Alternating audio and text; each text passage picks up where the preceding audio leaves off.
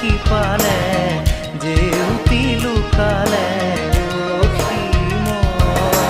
নভবা কথাও হঠাতে হয় চাগে পায়ো হেৰুৱালো বুজি পোৱাৰ আগতে